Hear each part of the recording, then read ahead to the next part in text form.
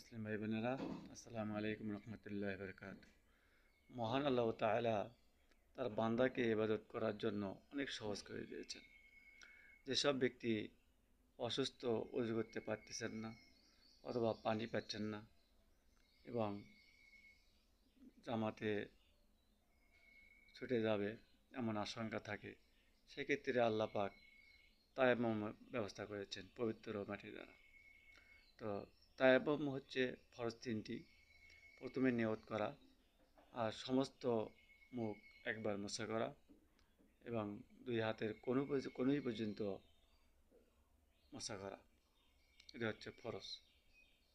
তো তায়ামের পদ্ধতিতে হচ্ছে প্রথমে বিসমিল্লাহ পড়ব, তারপরে দুই হাত আঙ্গুল ফাঁকা করে পবিত্র মাটিতে মারব, তারপর হাতটা ঝেড়ে নেব, নিয়ে আমরা মুখমণ্ডল মোছা করব এবং দুই হাতের কোনোই পর্যন্ত মোছা করব।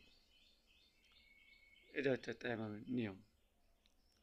তা যেসব কারণে ওযু ভঙ্গ হয়, তায়াম্মুমও ওইসব কারণেই ভঙ্গ হয়ে যাবে।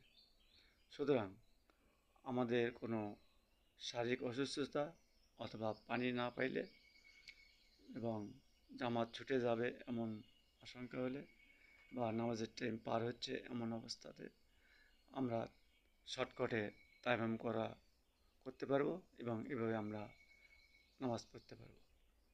এটা আল্লাহ আমাদের জন্য সহজ করে দিয়েছেন। তো আমরা যেন আল্লাহর ইবাদতগুলি সঠিকভাবে করতে পারি, সকলে বলুন আমিন।